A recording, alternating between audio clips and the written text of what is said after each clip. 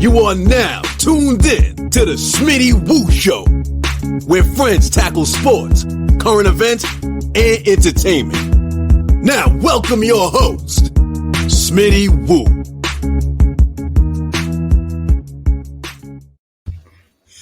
What up, what up? We back, Smitty Woo and Friends Show. Good to have y'all. We're here on episode 8. Episode 8. We're going to get real heavy in the hip-hop today. But let's go ahead and get started. First of all, I want to say the show is being broadcast by, sponsored by Your Favorite Things. They're not my favorite things. They're your favorite things. So if you're ever in Arizona, check them out. They'll have what you need. All right, first of all, we'll bring in the regular co-host coming in, representing L.A., Louisiana, South Bend, California, Nova Scotia. He's from a lot of places. So what up, Jay Butler? What's up? You know what it is. I'm back in the building. Hello. By the way, what's up with this free advertisement, man? I hope Your Favorite Things threw us a bag. That's between me and. So I'm a co-host with no with no information. So that means no, I haven't got a bag yet. So no more Your Favorite Things. We need a bag, Mike. What's going on, man? How I haven't seen you in a couple weeks. Anything new? I know we was having some winter storm, and you was talking about how you was in the 70s. Yeah, I can't relate to you peasants anymore. 60s and 70s all the time. Yeah. No, but straight up, felt bad for y'all, man. Texas can't handle that weather. No, I prove we can't. But it's always going to be there because this is Texas. That's what you're coming back to, son. Yeah. Yes, I am. All right, man. We're going to bring in Cudro Digital. Oh, hello there. I see you wearing LSU 1957 National Championship. This is much more recent than that, sir. 2019. Yeah. Interesting. You see that? I see it. Okay. Respect it. Respect it. It's being respected, sir. Okay. All right. All right. Well, we do have another guest, but he's suffering some technical difficulties. So when he comes in, I'll bring him through. So to get us started, this week the NBA announced the All Star reserve.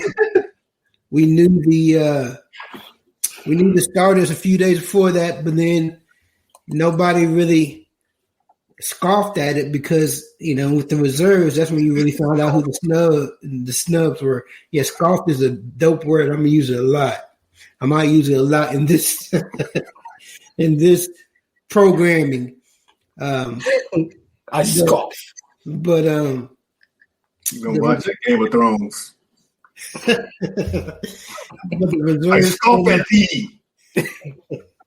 You get in a whole heap of trouble. You keep on. So we're gonna talk about the people who you feel got snubbed. And I know Julian, you got a big gripe representing your hometown NBA team. Why don't you tell us who the biggest snub is? Now, here's the rule of snubbing. If you're going to say someone got snubbed, you have to say who you're going to replace them with. So, who's your snub? You actually took the words out of my mouth. That's the problem. There's a lot of guys who could say that they're all-stars. So, I don't think the NBA put somebody in who wasn't deserving. It's kind of like, why Isaiah Thomas didn't make the dream team. Who you going to take off? We know the reason. We take off Michael Jordan. That's what we take off. I know. Take off that bum. I know. But yeah, Detroit basketball. Well, obviously, I'm an Indiana guy, and so I would love to see Sabonis in. But just heard Kevin Durant's not playing, so I'm sure they'll slide Sabonis in where I would like him to be. So it is what it is. Well, can't really take nobody off. Breaking news that's already happened. Sabonis has replaced Kevin Durant, so you got your wish. Yes, sir. That's what we do. We break stories. Hey, you gotta have like a noise that goes off, man. Like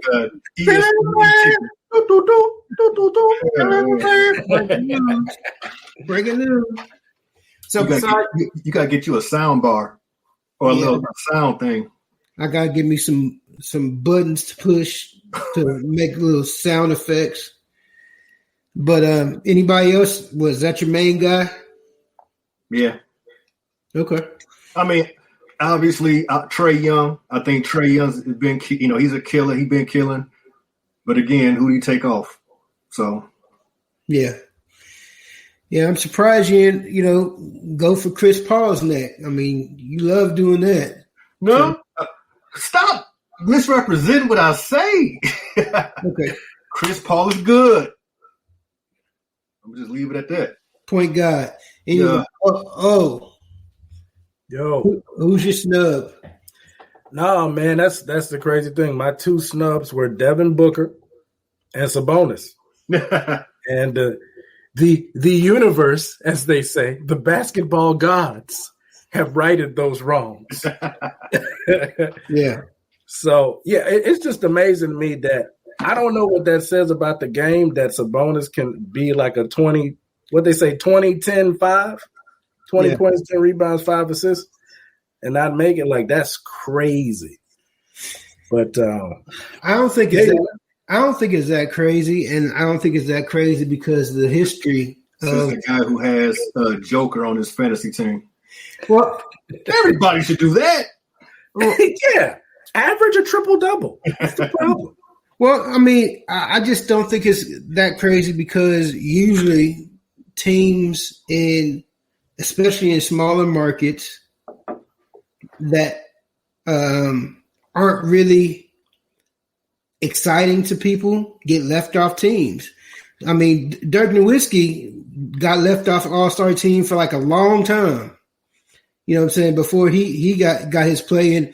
I mean, there's nobody ever. I've never, ever seen a Sabonis highlight. He has great games, but people go for like. You could say the same thing about a lot of download. But what Drummond got? You know what I'm saying? Like, there's good, exactly, especially down low. Like, the game isn't down low anymore. Right, and that's all crossovers and shots. So there's a lot of big men that you could say I haven't seen a highlight. Exactly, but that's the thing. A lot of times, people, especially with All Star being for the fans, they make it for the fans. We still care about the fans. The reserves are still the coaches. I know it's the coaches, but they still make the game around the fan experience. And we still claiming we care about the fans with this All-Star Day? I mean, I guess they are. I mean, okay. And like you said, it got righted. I thought he deserved to be there. There's a lot of people who deserve to be there, but there's just a lot of great players in the NBA. And then when you're picking players, you're going to say, okay, this guy's comparable with this guy, but who do you think the fans most want to see? I don't think that's all. I don't think that's the end all be all what the fans want to see. If that was the case, then they would just have the fans vote for the entire team. But they got the starters who plays most of the game, but then the coaches get, players they may want to play with or players who they feel deserving. There's lots of big men. Well, I don't want to say lots. There's plenty of big men who could average 20 and 10. Yeah, Jared Allen should be in for his hair alone. Right, but look though, so there's a few big men that could do 20 and 10. But how many is going to do them 5 assists? Big men usually don't do assists. So that's why the thing said Nobody has ever averaged 20, 10, and 5 and not made it. But of course he made it. You should have some music that goes every time you drink. You're a refined man now drinking some Riesling. Sometimes I'm a Henny king. Sometimes I'm a wine king. Renaissance man. It's just sometimes I want to freestyle. Sometimes I want to recite poetry. It just depends on my moods. So, as far as that, I mean, honestly, I didn't really have an answer to the question myself because, I mean, I feel that I would have said Sabonis too. I would. I ain't gonna make an argument against him and then say you would have picked him. Well, no. I wasn't making an argument against him, but when Orion was saying that, I don't see how he could have been left off, and I'm just saying, I mean, we have a history of that, Dirk, people were saying Dirk was a snub for like years. Why you keep going to Dirk? Because he's one of the best players of all time, yet he didn't make an all-star team to like his 8th or 9th year in the league. Do you know who was playing at the same time as him? Playing the same position as him? Again, kind of what you said, if you're gonna put Dirk in, who do you take out? And there was some killers on that team when he was playing. Let me ask y'all this. Since the NBA has become almost positionless, does that have an impact on who gets selected now? Not really, because they've been, especially when they've been doing this new way they've been doing it, which picking teams. That's true. They changed it up. That's true. They've been changing it up. The voting process still has a certain number of forwards getting chosen, a certain number of centers getting chosen. But as far as the team is concerned, you can have a team with like 4 centers and like the other team don't have any centers. You know what I'm saying? But I guess what I mean by that is in the past, I don't think dudes like Trae Young would have got knocked out. You got some tall dudes playing point guard and shooting guard.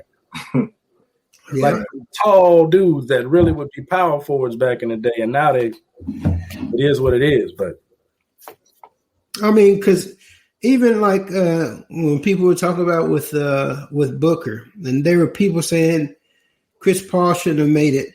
And that's, stats wise, it's probably true, but Chris Paul does have a name. He's still. That's one of my cousin's favorite players you're talking about. Go ahead. He's kind of good. So if he didn't make the All-Star team, it's not like that would have been a bad selection. If people had Booker in front of Paul, I don't think people would be saying, well, Chris Paul was snubbed. But, names do play a part because they're supposed to be doing this for the fans. But I mean, when you look at the all-time greats and you look at Chris Paul, you look at CP3 and the all-time greats and how he stacks up. I mean, he's, cuz, your comment on that. What you say about it? Hold on, let me get my calculator. Hold on a second. Cuz, I thought you was about to say, hold on one second. Okay, all right. So that's what it is, man. I'm surprised they're even doing this game with COVID. Oh, yeah, that's the thing. What do you think about All-Star Day? Good idea, bad idea? Don't care. Ridiculous. I don't think it's a good idea, but I understand why they're doing it. I mean, it's a money thing. I mean, they're forcing all these people to play all these games. They figure, okay, we've been doing everything else. Why not do this?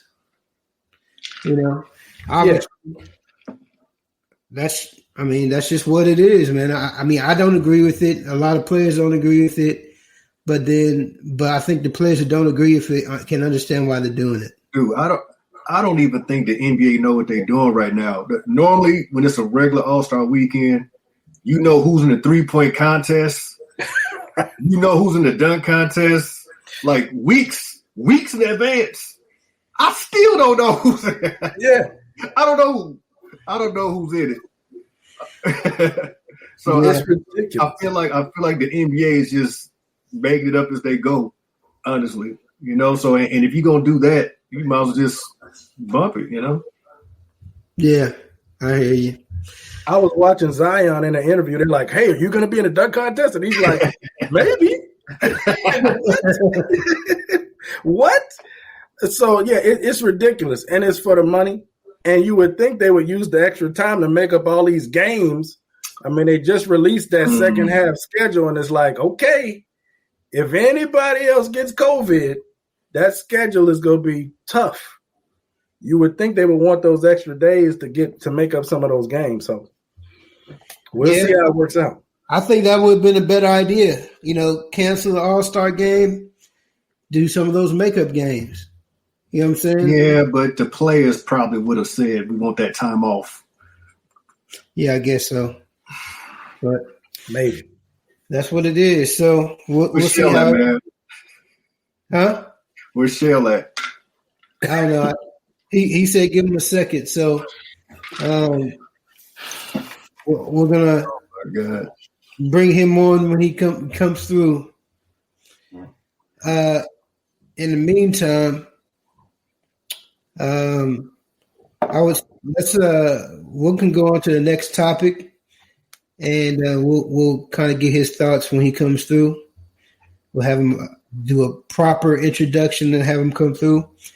So when we talk about hip hop, a lot of people speak about lyricists, and we know that lyricism has been a thing for East Coast for a long time. When people think of lyricists, they think of the East Coast.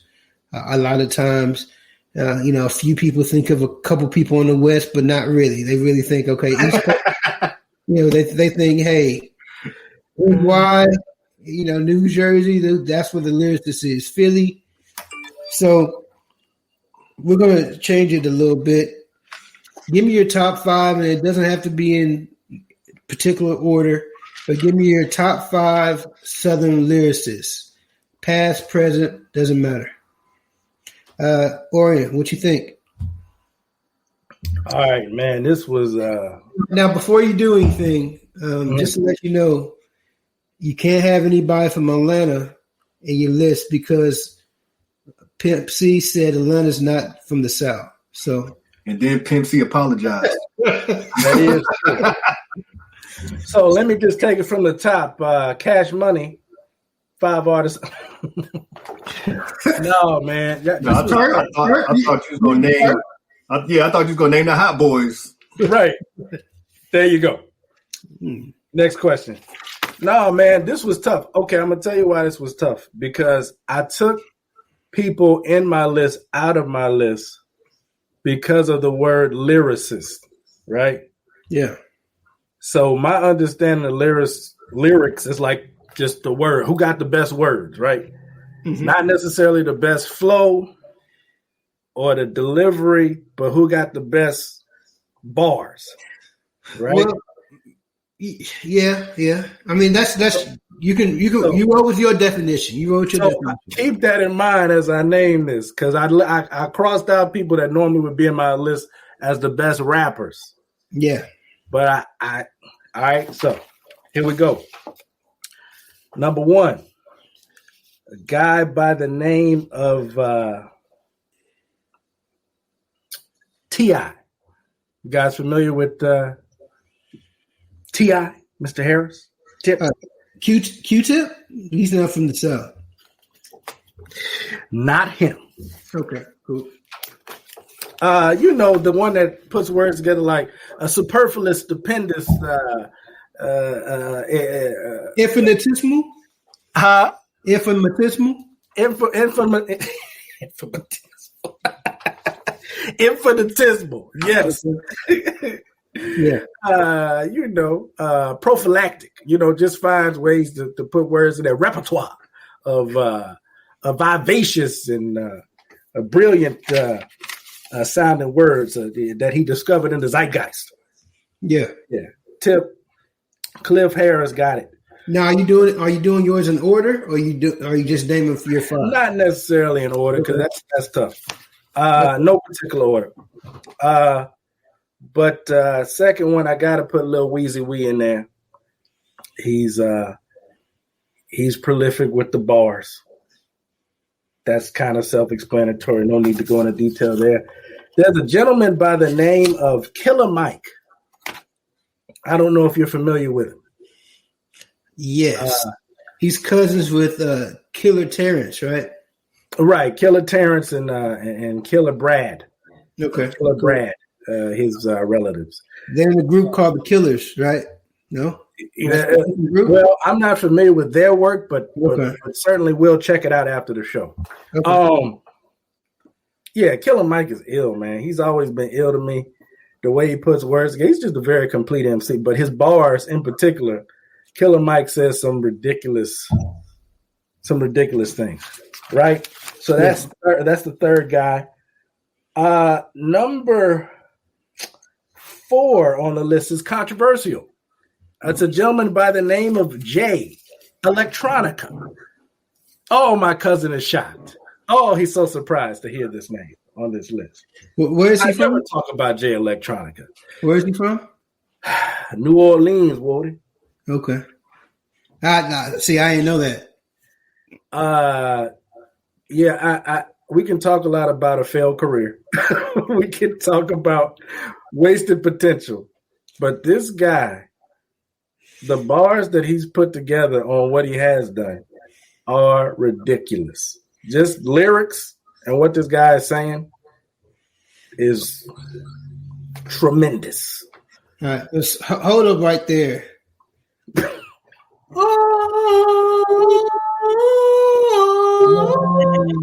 Man, y'all don't hit me, man. Hold up, can y'all? Hey, Shell, if you ain't want to be on the show, you could just said that. You ain't got to fake like your computer broke. Yeah, man, we not offended. We get it. Man, stop it. Hey, can you hear me good now, though? Yeah, we can hear you good. Man, that's what's up, man. That's what I'm talking about, man. So now, do I need to talk? Well, before you do, let me introduce you.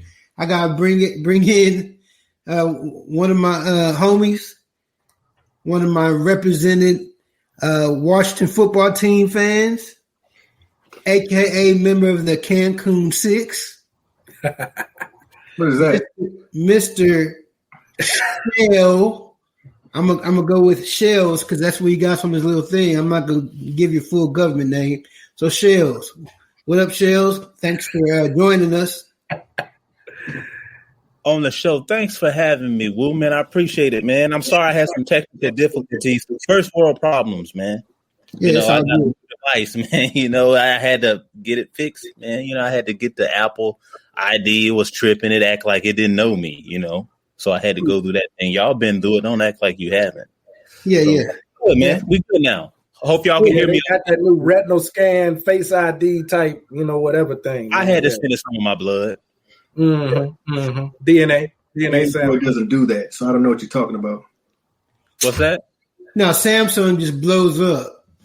Exactly. Blow your face off. That's how it knows who you are. And half your face is gone. That's all you get. That hasn't happened in 10 years. See, you blow up on one airplane. Oh, that's bad. You cause one airplane fire, and everybody act like they done lost their mind. You killed 300 people at once, and people go off. I don't know what's going on. So, real quick, Owen, I'm coming back to you in a second. Sheldon, do you want to bring out a All Star Snub real quick until your computer goes out on you again? We'll know how long we got. Talk fast. It's not going to go out. Okay. Okay, cool. Go out, man. Look, I'm gonna ask you all the questions now, so that way, just in case.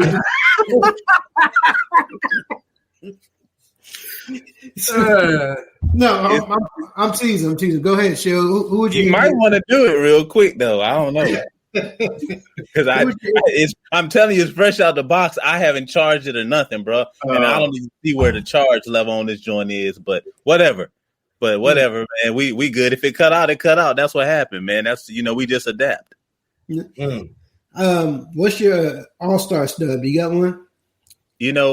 Because the host of this show was so late giving me the question, I didn't even really get a chance to look into it. You talking to Julian? You dissing Julian like that? Well, I mean, I thought we were going to talk about the Super Bowl, but then we decided to change. So when I thought about an All-Star snub, the first person I thought about was Karl Malone, but I know he don't play no more. Oh, okay. Well, you and I know. Appreciate the input. We'll keep the hip hop conversation going. Yeah. I was prepared for that. I wasn't prepared for it. I mean, I'm like Gilbert Arenas. I don't know this. Hey, stop him when he stopped telling the truth. Man, do you watch basketball? No more. Huh? Do you watch basketball? Occasionally. That's a no. That's a no, Alex. Oh my God! So days like this where I wonder why I do this show. You shouldn't wonder. You should know, Woo. Go ahead, man. What's going on? Who won the championship last year? Oh, What, the NBA? Don't play me like that. Now I know who did it. Man. I got to check the temperature, man. I don't know. man, the Miami Heat took that, right? Come on, man. Don't play me like that, man. I got ESPN. I got the app on my phone. I can find out information. But I'm saying, I don't know no All-Star snubs. I don't know, bro. Come on, be real. The NBA season is literally like an infant right now. You talking about an All-Star snub? They've been playing for a month. Everybody is snubbed. The coaches are snubbed. They like, man, I didn't even really get my clipboard broken in yet. You know what snub? I don't know. Kevin Durant. You got Oh my gosh! So yeah, okay, we got you. We got you, coach. We got you, coach. So just to recap, your list. You have Killer Mike, Lil Wayne, T.I., and J Electronica. Okay. J Elect. Okay, I'm not gonna go through the whole round. Anyway, bars. Okay. The fifth one is it's an Outcast member. You guys may know this gentleman. Sleepy Brown. It's the chick in the I Like the Way You Move video. Big Boy's sister-in-law. Bars. You saw it. No, man. It's Big Boy, man. Big Boy, I think overall everybody probably agrees that 3000 is the best rapper, right? Prolific storyteller, flow, whatever. Big Boy is super ill and gets slept on. And I think if you bust down lyrics, Big Boy has lyrics, man, for days. Absolutely. And so I gotta give him his due, man. He never gets it, and I gotta give it to him. So that rounds out my list, man. Okay, not a bad list at all. Let's go with the U-Shell. Who's your top five? Ooh, top five. You do listen. I know what rap is, Julie. You don't have to ask. I know what a rap is. Artists. And look. First, let me just get this out of the way. This is my opinion, okay? So I don't want any dirty looks. You don't be rolling your eyes. Don't be turning off your camera. Why you gotta call me out? How you don't? I'm just saying. Because he knows you're the jerk. You would turn off your camera, storm off, and start texting me. Whatever. So storm off. This is mine. So South rappers. To me, And we're talking about lyricists, right? Not just album sales or hype or whatever. Lyricists, yeah.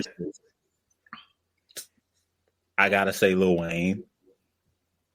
I don't know anybody that really, from an artist standpoint, that's better than Wayne. There's some that you may like better, whatever. I say Lil Wayne. Number one. Number two, I'm gonna have to come to the other side of Owen. Lyrically, I'm gonna have to say Andre 3000 for me. Okay. Number two. A sleeper coming in that y'all might sleep on, and he is very, very talented from a lyricist standpoint. Album sales, whatever. He kind of got overshadowed because he was in a group. But I'm gonna throw one at y'all. Dude is talented. I'll tell you the album here in a second. CeeLo. Simple CeeLo Green. Okay. Number three. Okay. Number four.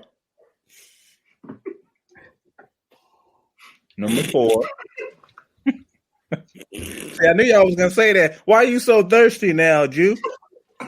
You want that thirsty at first. Now you can't do nothing but drink liquid. Because we in California, man, it's hot. You know, I gotta. It ain't that hot there. The sun's going down. I hope y'all have earthquake midway. Halfway, 7.8 at least. Shake the hangers off that rack behind you. But anyway, number four. I'm gonna say number four. I thought to go with my guy. I'm gonna say T.I. I think T.I. is a pretty good artist, lyricist. And number five.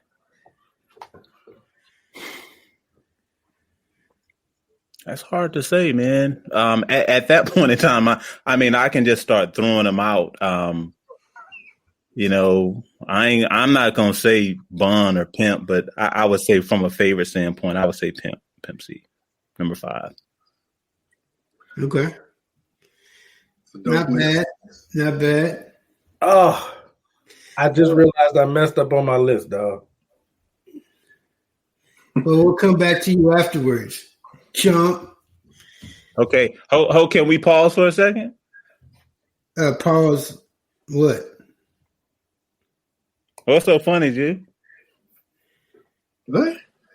What's so funny? You was all good was a minute ago. What were you laughing at though? Oh no. You got a problem with Shell? Yeah, when you said CeeLo. When you said CeeLo, huh? Oh, I don't know. That's a little funny. Hey, cuz I'm getting flashbacks. Don't get Shell mad like it. No. Come on now. Don't go there. Don't do it, cuz. You. I'm just saying. I mean, I didn't I put a disclaimer out there before I said it? I said y'all don't do that, and I knew if any did I not call it. Y'all might call me psychic if we believed in that type of stuff. I tell y'all who needed to behave. He couldn't even do that.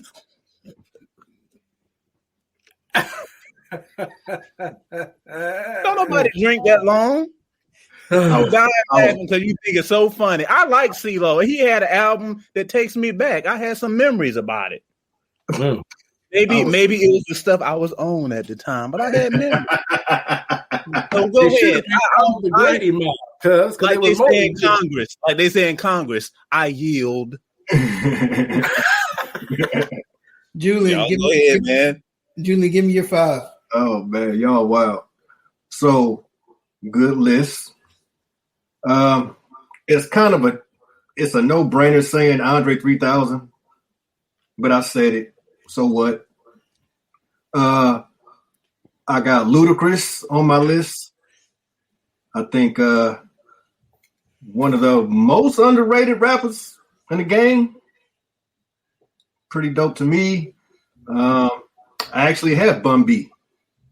I know a lot of people like Pimp C's swag and his whatever, but Bun be spitting. I have Scarface. I feel like the things he be saying is deep. And lastly, I got MJG. I think MJG he be spitting, boy. But then I wonder, does he sound so good because 8 Ball is so bad? Oh. No, I'm just playing. I'm playing. Don't so that's my part. Don't ever. I love 8 Ball, MJG, Kevin. I apologize. I was joking. Can't worry about the. You know it. So, a good list. You actually got like 3 people from my list, which is interesting. So, my list is as follows. I have Lil Wayne. I also have Bun B. I also have Ludacris. Then I have Big Crit. Ooh. You know, I thought about Crit. I really like Crit. I forgot about him. Money on the Floor, one of my favorite albums, man. But he didn't have enough songs that I really like. But I feel I get you with Crit. Crit can rap. Yeah. Then I also have T.I. as well. Anybody who can says dictionary words and nobody questions if it's a real word, I think expeditiously. I think when you that country, don't nobody question it. Because that's the thing about T.I. T.I. is really, really country. He's very, very country. So some of his words, he ain't making them up. It's just he's so country. You got to figure it out. You kind of sort of know what he said and move on. Yeah, and that's a certain witty repartee. And I think that's why Big Crit isn't as well popularized as he should be. I think because of T.I.? No, come before him. No, because his accent. I don't think that there's. He's real country. Yeah, I don't think East Coast people want to hear Big Crit rap. Matter of fact, I've actually seen reaction videos from people that they don't really understand him, so they really don't listen to him. I don't know if I agree with that. Well, I'm just saying what I've seen on reaction videos, because sometimes it was that way in the past. I think Mount Olympus changed some of that. Well, I think he's dope, but I just think there's a lot of dope people that, just like there's a lot of people from East. In my opinion, people from the East Coast, mainly from like the New York, Jersey areas, they look for certain type of people for them to really listen to. And I just think that if you have too much of an accent, they're not going to be bothered by you. It really took, Jay-Z to put a stamp of approval for people to start listening to UGK, and still a lot of people still don't listen to UGK from up that way. That's quick. Being from VA, it's like, and you know this, Woo, because you were stationed in Newport News, but like VA is kind of like, it's pretty close to New York. So that area is really influenced by that rap, right? So we was real, Woo, Nas, all of them New Jersey, New York, Method Man, Red Man, all them guys from that area. But we didn't deal with down south rap. The first time I heard a UGK song was when I heard Big Pimpin', which, because we listened, Jay-Z was like a god to us, you know what I'm saying? Yeah. And when we heard that, I was like, man, who is these cats? I was like, they country, but they it was almost funny to me, but they really knew how to flow with Jay. And I was like, man, who is these cats? And I started listening to them. So I knew about UGK, but I really only knew about UGK and 8 Ball and MJG, but all the other folks, it wasn't until I got into the military that I started coming in contact with cats from Louisiana, cats from Melbourne, Florida, cats from Daytona, that I started to learn about Trick Daddy and, more crit and some of the more, underground guys at the time. But yeah, I didn't know nothing about, UGK like Screwed and Chop. When I first got into the military, first time I heard a Screwed album, I'm like, dude, your tape is broke. I'm like, I never heard. I'm like, what's wrong with that? They was like, man, it's purposeful. I'm like, bro, you need to fix your tape. But it wasn't until I listened to it for a while that I realized it's got a nice little vibe to it. But other than that, we didn't really deal with that down south rap too much where I was from. Right, and I know that just like you said, when I was in the military and I was in Virginia, we used to go out to clubs and things. Now I was hearing the stuff that was being played. And being in the Navy, when we went with our crew, even though I was born in Detroit, I was really claiming Texas. So I was really, technically a Southern boy to them because of how I was. When we went to clubs, things that was getting people hyped was like Jay-Z, DMX. It was a bunch of East Coast stuff. And then they knew that it's, Virginia is a melting pot because of the military. They play South music for like 10 minutes. Then it's only like the people from the South of the Navy that get hyped for a minute. And then everybody else get off the floor except for, a few people. And then they put the East Coast back on. And it's over. Yeah, they hardly ever played California West Coast stuff. Hardly ever. It was either New York stuff. They had New York stuff, East Philly stuff, or like, some play Luke for like 10 minutes. Dude, like in VA doing the whole like East Coast, West Coast stuff when the whole Tupac and Biggie stuff was going on, dude, you get they shut the club down. You play some West Coast music. Yeah, let me tell you. To have that club destroyed if you play some West Coast music. If you want that, I think about it now. It's kind of strange because I'm like, I don't know nobody over there on the West Coast, but it was one side. You was West Coast, East Coast. You don't cross sides and you don't mingle. You know what I'm saying? So let me tell you how starving I was for South music when I was living there. The biggest song that they would play from the South was Country Grammar. And I acted like that was like, woo, Country Grammar. We act a fool to Country Grammar. That's gonna sound like a video game doing it. Boom, boom, bing, boom. Yeah, I mean, and that's just how it was because I was used to like, that's just what was on the radio. Yeah, obviously, me personally, I especially back then, I was thinking to myself, why would anybody play Wu-Tang in the club? The Wu-Tang isn't something you would like, try to. It's not a club. It's not club music to me. It never was. Right, but they played Wu-Tang in the club. I'm like, why? Yeah. You know what I'm saying? So it was just popular. People didn't mind it. Yeah. So enough of this blasphemous talk about things non-South. Getting back to my list, I have to make an amend and an apology. Turk. J-Elect must come off the list. And by the way, Luda was on my list originally, and so was Bun B. But I took him out. I took him off because everything that those guys say with their flow and cadence, they make it sound good. Yeah. So Luda can make anything sound good. He's just that good of a rapper. Yeah, but not. I see where you going. It's not like they rapping like Baby. No. They got. Here's the thing: when you start a list like me with 25 Southern lyricists on, you got to do something to narrow it down. So, anyway, with that being said, J-Elect comes off. Fonte comes on. North Carolina, baby. From the South. One of the illest lyricists I know.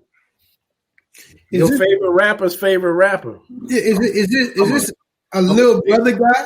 I'm ashamed of myself right now. I'm just saying, man. I looked at my list and I had to mention it. I couldn't go off of that. And y'all know I've said it on the show before. My favorite rappers are Juvenile and Mystical, but I couldn't put them on my lyricist. But anyway, Fonte. Remove J-Elect, put Fonte on for sure. And Marshall don't even know. He don't even know. I'm back, fellas. My bad. Just to pre-emphasize this, because most of my audience is not going to know who Fontaine is. Well, they got to be ashamed of themselves. He's from Little Brother. Go ahead and educate him, cuz. Little Brother is a prolific group from Durham, North Carolina. Word.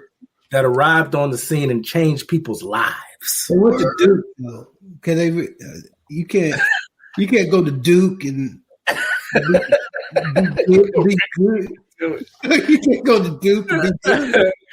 But yeah, just do your research, Little Brother Fonte. Let's leave Duke out of this, okay? Fonte is so talented; he sings too. Pretty much everything he touches is ill. But he had that song with Cardi B, right? Probably. Huh? Not that I'm aware of. Okay, I'm thinking of someone else then. Okay, moving on. We're gonna talk, Chef. We're gonna talk offline, my brother. Put him on game. Because I want you to know about Fonte. So we're gonna talk offline. You know, y'all don't let me know most of the worldly stuff in y'all's lives until I stumble upon it. So, oh my God, later. Shots fired. So I do have an honorable mention. Top 5 lyricists, Southern lyricists. Digital. He's an honorable mention. Facts. So, yeah. West Coast. My pen stays sicker than Sandusky.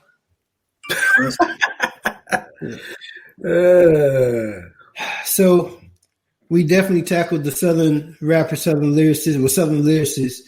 We're going to get into something that's pretty,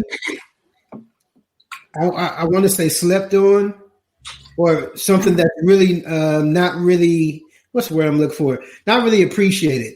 And I think sometimes, for good reasons not appreciated, because I don't think that there's enough talent that comes from it, but we're gonna address it. Southern or female rappers, female MCs. What's that? It's a rapper that's a female. Ah, got you. So anybody who has lady parts, anybody who has breasts, E40, you can put him in it. Disrespectful. Killer Mike, if you want to, add this. Ooh. So do they count as a full person or a half? 3/5 of a person. So we can get into other stuff here. So we're going to get to top 5 female rappers once again. We're going to do rappers, however you want to judge them. If you want to do your favorite 5, if you want to do the top 5 you think, period, however you want to do it, it's on you. So let's start with you, Julian, since you were last time. I'm a bit long in the tooth, but not that long. Meaning, I'm of age where I can remember, back in the 90s, some of the 80s, but so, there's a couple chicks from back in the day I appreciate. I appreciate Queen Latifah, her rapping, not her acting. Equalizer. I mean, Queen Latifah, she could, she made some great songs. A lot of fellas respected her. She was a name out in New Jersey, you heard. So her MC Light was another one. You know what I'm saying? She rapped back in the day when being buff and rough and stuff and with the, getting with the fellas was cool. But then she softened her image a bit and she was still cool. So I like her. I sometimes think this next chick is overrated. But because of what she did with her previous group, I'm going to put in, and that's Lauryn Hill. Lauryn has that classic solo album. But then she has a classic with the Root, not the Roots, Fugees. So, you know, she kind of been living off of that one album that she dropped 20 years ago. But that's fine. She did enough back in the day to make the list. Fourth one is Missy. Not the most lyrical, obviously, but she makes them dance songs. She makes creative videos. I mean, and she's a great songwriter. My last one, I wanted to put Kim and Fox in there, but I couldn't decide. So I left them both off. And I put Rhapsody. She's probably one of the newer females out. I don't know about, I mean, how long she's been out? 5-6 years? Something like that. But anyway, very, very dope lyrical. Very dope. If Ninth Wonder decides to mess with you, you know what I'm saying? You're nice. Okay. So, yeah, Latifah, Light, Lauren, Missy, Rhapsody, honorable mention to Kim. Actually, honorable mention to Nicki Minaj, honestly. So you picked like 4 chicks is probably old enough to be your mother. That's all good. Probably. Yeah, I think you might be right. That's yeah.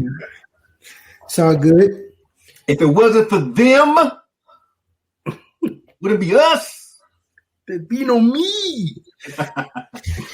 Let's go with you, Shell. Who's your 5? Well, he named a number of them. I think he named 3 of them. I'm gonna put them in a different order, though. Oh, mine was in no particular order, though. Got you. And mine isn't either. Mine isn't either. But this is just how I'm naming them. So why did you just stay in a different order? If yours was in order, you just you think my time's fall back able to waste. You waste my time. I'll fall back. They say in Jeopardy. I think that's what they say in Jeopardy. I'll fall back. So I will say number 1, I'm going to have to say, I mentioned it in my text. Y'all don't hate on her just because her nose is a little wider than it should be. And that's MC Lyte. She made me she made me proud. So when she said, I got to get a rough neck, would you like, that's me? No, I was thinking about her, actually. I was like, I got to get me a rough neck, and that is you, MC Lyte. I want a woman that can take a long, not long, a long right hook is what I'm saying. She just looked like she's built sturdy. She looked like, she looked like if you sit her on a cornerback blitz, she'd cause a fumble. You know what I'm saying? But MC Lyte, I like MC Lyte. Number two, we're talking about. Oh, stop laughing, man. Okay, she won't cause a fumble, but she might get a penalty. God. Hey, she just number 2. I'm gonna come in with Lauryn Hill. I'm gonna say Lauryn Hill. Lauryn Hill. Okay. Number 3, I'm gonna put Queen Latifah in there because you can't not put her in there, right? So, and that's pretty much who you mentioned, right? But the 2 that you didn't mention, I'm gonna mention one, and that's again going back to my East Coast roots. Somebody y'all might not know, Rod Digger. You might not know. Rod Digger. I put her in at number 4. Number 5, I'm going to have to say Eve. Eve could rap. She didn't have a long career. She kind of was overshadowed by all the other Rough Rider, artists. They had like 7 at one point. Yeah, she had hits. She was a good. She can, and when you listen to her, she could tell a story. She could flow. So I say Eve. That's my 5. She's my 5. Eve.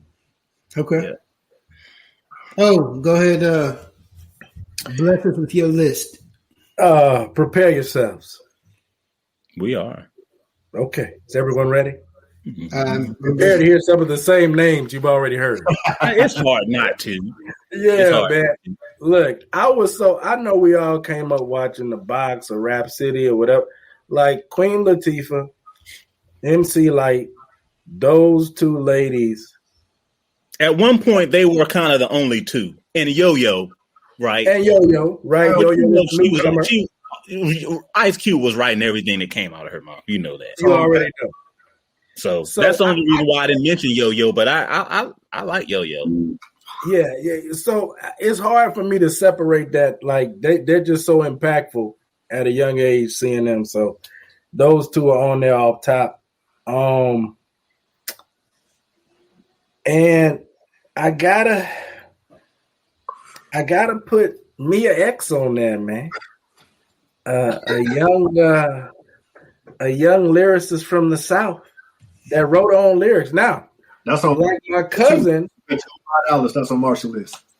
Like my cousin, I struggled with Kim and Foxy Brown, but I also thought about ghostwriting with Kim and Foxy Brown. Yeah, and I know for a fact Mia X didn't have a ghostwriter. But that was not the thing. Says top 5 female rappers, not top 5 lyricists. That's women or top 5. No, they was rapping. Because the only people that I don't deduct points from that I know have had ghostwriter goes by the name of the boy. Yeah, Drake. That's it. So, yeah, Queen, MC Light, Mia X. I got to give Nicki Minaj, and I'm not a Nicki Minaj. Her content is usually not for me, but what she does with the bars if the list was longer, Nicki would have been on there. We just said 5, but I will put Nicki on there. I will put Lil Kim and Foxy on there, even though with the ghostwriting, because it's not a ton of them out there. But I agree. They're still on my list, but they're not in my top 5. I edged them out. A little quick sidebar, man, since you brought it up. Mm-hmm. Just because we know somebody ain't ghostwriting don't mean they ain't ghostwriting. That's true. So I agree. That's why I don't, as much as I know. That's true, but if you know, though, right? No. What I'm saying is we got to be. We not stupid. We know that there's a lot of people who ain't writing their own rhymes just because they ain't been found out. There's a lot of one of them. There's a lot of ghostwriters out there that's getting paid a lot of money. We just don't know. That's why. But I'm just saying, it's some people that you've heard them do freestyles and stuff outside of their, their just what they put on tape. Those are the ones I'm talking about. You know, some people that can rap, but what's a freestyle anymore? Huh? I said, what's a freestyle anymore? You look at anybody at a radio station, they say freestyle. They looking at their phone or they spitting some bars that's too perfect to be coming off the top of the head. So no, I'm sure I'm not talking about now. The people I'm talking about, they were doing it in a time where they were doing it. Really, I think. Well, back in the day when you said freestyle, they just, I see a cup, I see a, keyboard, and they just start rapping. These rappers nowadays, with these freestyles, son, they had that in the tuck. They had that 16 in their phone for a minute. So yeah, they had that 64. Yeah. Forget 16, 100. Yeah. Right. So you have one more, right? Oh, nobody can do it that way. Yeah, my last one is kind of like I'm cheating. It's a tie between Missy and Lauryn Hill. But Missy is like one of my favorite female MCs. And Lauryn Hill probably gets way more credit from me than she deserves with her catalog. But when she did it, she was ill. So. It's kind of short when you think about it. Lauryn had one Miseducation of Lauryn Hill. What other good album did she have? Now that album was timeless, and she don't need to do nothing else. But other than that, what other good album did she have? She was a star on the score. She was a star on the Fugees album. Yeah, the Fugees album, but that wasn't all her. That was Pras and but Lauryn Hill, that album was like art, dude. I'm telling you that when that album first came out, dude, She had grown Crips and Blood thugs riding around listening to the Miseducation of Lauryn Hill, bro. I'm talking. It was an album that when you put it in, you just let it play. You didn't need to skip a song. You just let it play, and that was rare. You know, those albums come along every once in a while. I remember when y'all cried on the album. Yeah, y'all cried. Y'all cried? Huh? Who cried on Miseducation of Lauryn Hill? Y'all cried? Y'all can share. This is a safe space, guys. Y'all cried? I've probably cried many a times for many different reasons on that song. So many different songs make you cry because your girl broke up with you, because you broke, because the world bad. It just touched everything. It make you want to fight, make you want to steal, make you want to love, make you want to smoke some. My goodness, she did it all. See? She didn't need to do another album after that. But if you really think about it, that's really the only one. Wait, what'd you say? I said it would have been nice to get another album. I mean, she didn't need to, but she kind of went off a little bit, though. It's been 20-something years or something. Hey, just don't go to her concert. That's all I say. Yeah, because will she show up? You don't know. Yeah, she might be in a hotel talking about who said I had a concert. The promoter didn't tell me that. He told me he was just going to pay me. Oh, you said next week. No, Tuesday. Oh, I thought last woman get to the No, yeah, I'm messing with Lauren now. But that album, great. So me, Shauna, Mia X. LeChat. I went with my five favorite. I went with my five favorite. Maybe a Ram. And my five favorite is going to be MC Light. Then it's going to be Shauna, Mia X, Rod Digger, and I also put Remy Ma on there. Okay, Remy, yeah, Remy spit. Remy can spit, man. My five favorite, and like I said, man, my favorite female rapper of all time is Mia X. Second is Shauna. Those two are in the order, and that's just because, as a man listening to, and this is going to feed into the next topic too.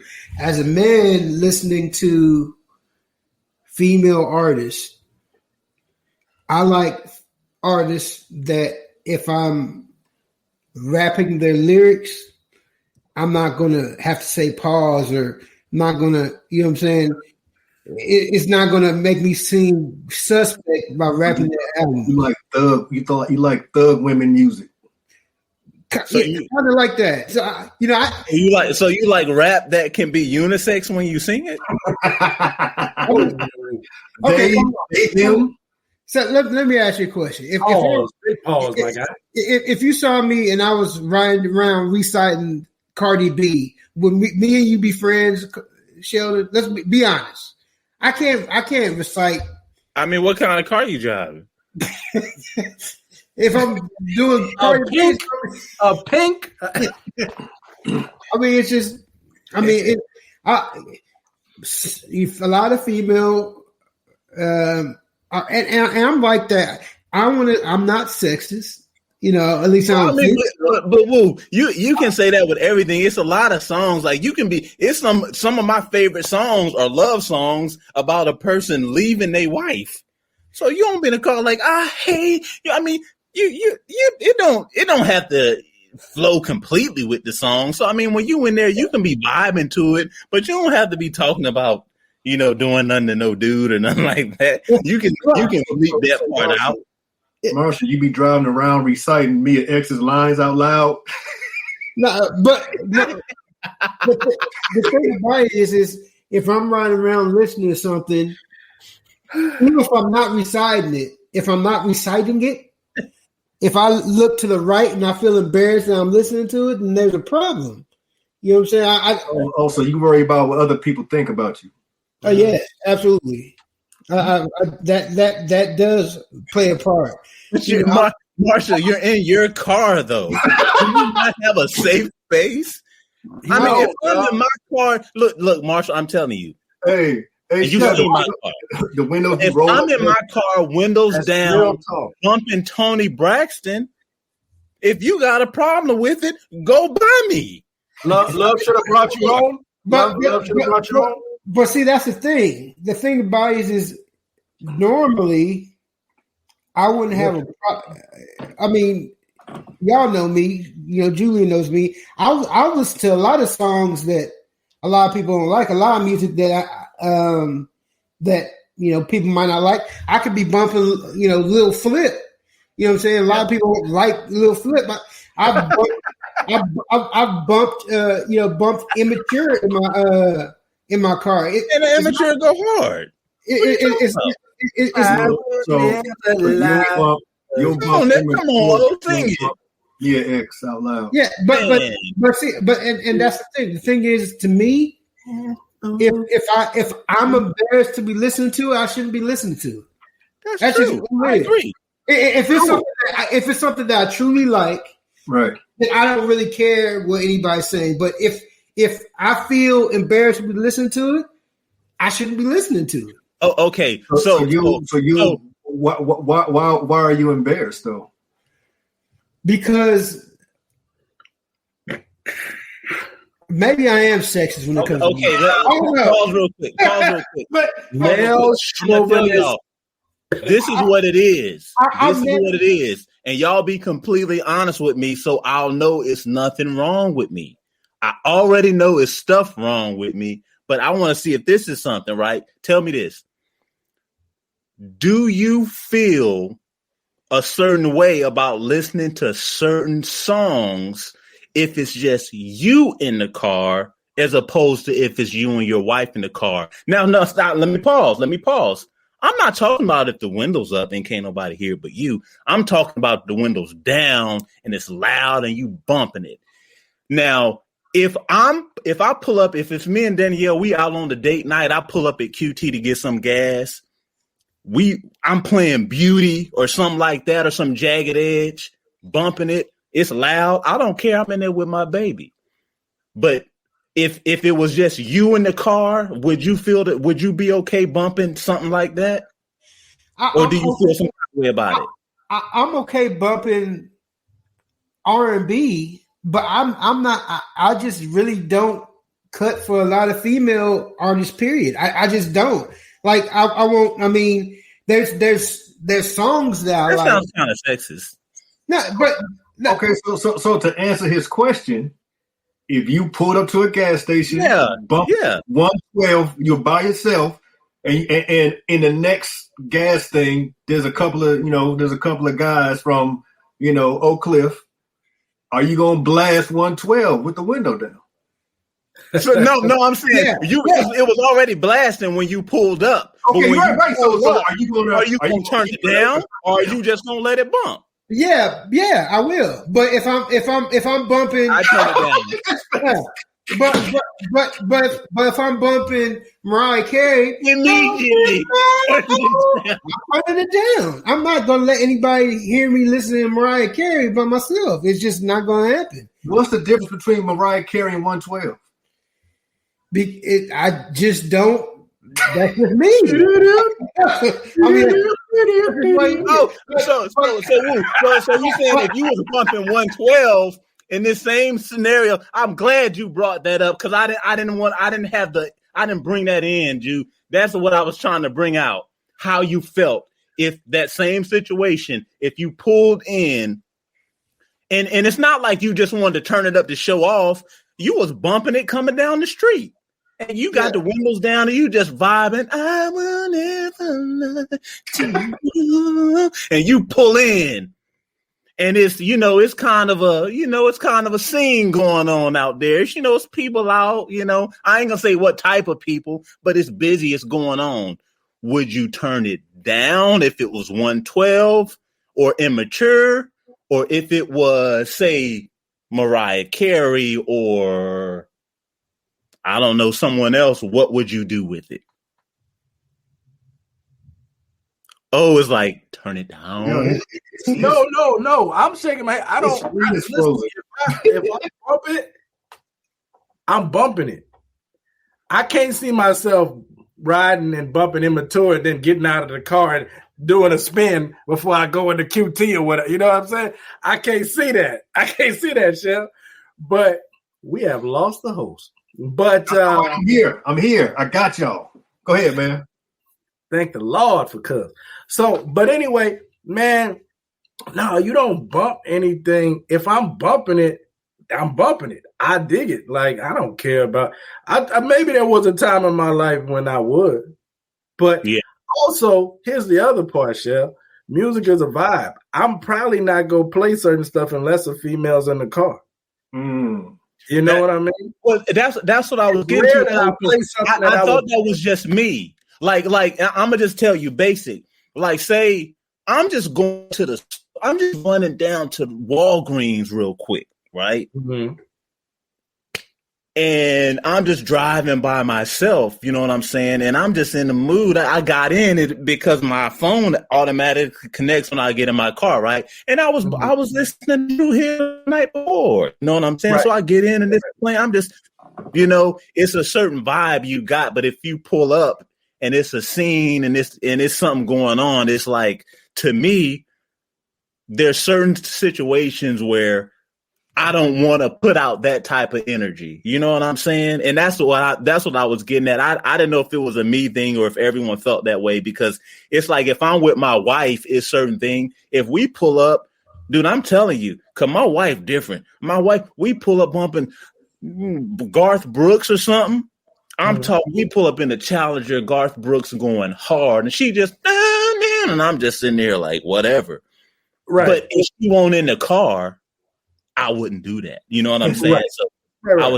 I was just saying how y'all felt about R&B and like love song, because sometimes some of that stuff will make you look a little suspect if you pull up. Unless it puts my safety in danger, I'm not turning it down if I chose to bump it.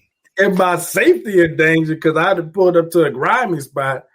That's a whole nother thing. You pull up to a grimy spot playing Celine Dion. It's like that's probably right. Not. At this point in my life, I don't frequent those spots anymore. So that, that's not a concern of mine typically.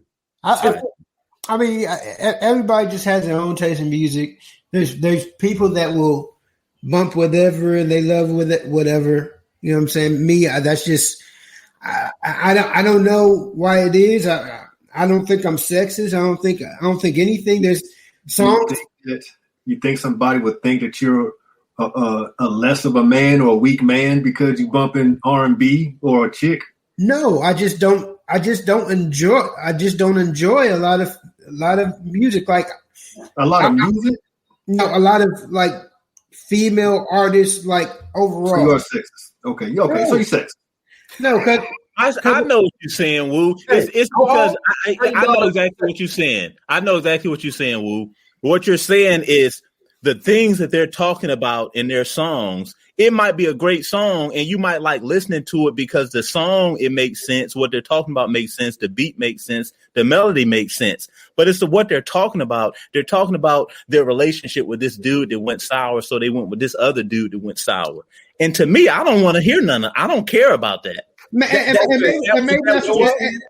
maybe that's what it is, because like I said, it's like I don't have a problem with R&B because, being a guy, hearing guys talking about, because they're talking about something that you would do. Exactly. Or a vibe that you would feel, something that's natural to you.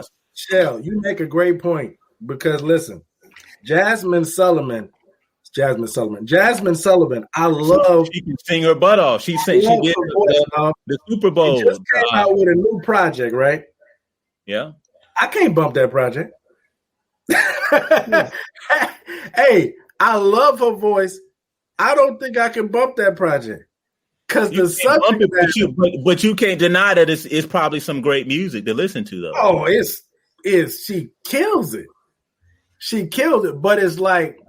The subject matter is like, it's probably not, I'm going to listen to it, but I'm not going to bump it. You know what I'm saying? Yeah. It ain't something I'd have cranked up all the way. And you think people might think that you swing a type of way if you blasting a chick? Go ahead, Will. Say it. I don't think that's it at all. It's just, I just think that, first of all, let's be honest. The world embraces homosexuality, right? Uh-oh. So like, I'm gonna go. I'll be right back. No. He said, No, that's not why I'm leaving. I need to refill my drink, man. Listen. What I'm saying is, like, that's not. Yeah, I don't care nothing about that. No. He said, On that note, with that being said, if someone thought I was gay and they didn't know me, then it's not like that would be a deterrent, because homosexuality is embraced by a lot of other people in the world, right? So that's not it. It's just, stuff that I really can't relate to, which I can't relate to email. Obviously it's just not music that I enjoy listening to. So you don't listen to Whitney Houston? You ain't listen to TLC, you don't listen to SWV. I listen to songs, but I personally have never bought a female album songs. All right, but now you kind of changing the thing. It ain't about buying music. Good music is good music. Right. Hold on. So you trying to tell me you didn't buy Mary J. Blige? No. Wow. really? You might be homophobic. But Mary J. Blige was, what's the 411? Mary J. Blige. There's a lot of females that got some great music. There's a lot.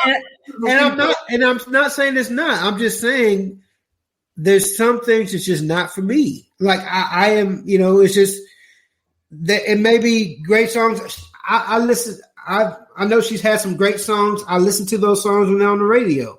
But like if I'm riding around in a car, I'm not saying let me search for Mary J. Blige or let me search for Mariah Carey. I'm not searching for none of that. Okay, so at the same time, you like female rappers, right? Shauna and Mia X and all the people named, they be rapping about topics from their perspective, from the female perspective.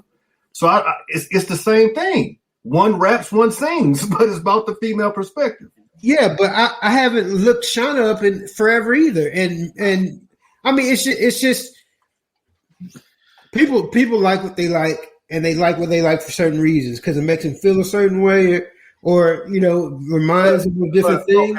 Okay, but hold up, but let's back up. Yeah. You can't act like we was raised off of certain females, dog. I remember being in the car with my moms or my pops and hearing Denise Williams sing Silly. Yeah. Like, and just going up the scales. Like, we was raised off a certain female. Like, you can't tell me you just don't feel females. We was raised off of females. No. What I didn't say I don't feel them like that. What I'm saying is that and I said it like already that I like. There's songs that I like. That's just not my preference to listen to.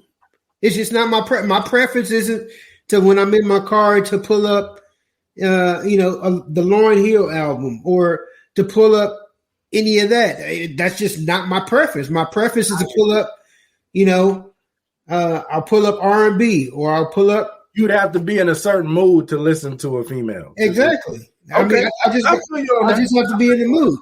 Now, obviously that changes when I'm in the car with Charlotte because, she is different. You know what I'm saying? When I'm with her, because at that point in time, her preferences come into play. But if I'm just by myself, I'm going to listen to what my preferences are. You don't tell her don't touch a black man's radio? Nah. Okay. No. Okay.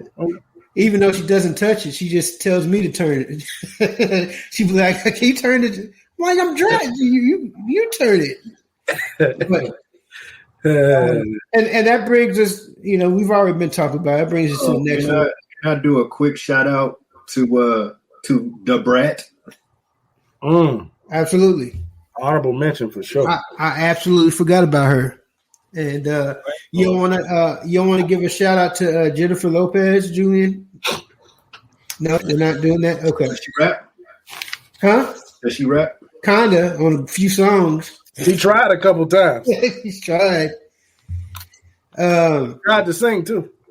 So obviously, when we went through a lot of the rap R&B, the female rappers, a lot of us didn't name rappers that's still rapping now. It seems like the lifeline of female rappers is not as long as a lot of male rappers. Do you think that there'll ever be a female that's like, or has there ever been, you think, a female that's at the top in the game? And if you haven't, why do you think that is? Julian. My first thought was to say no.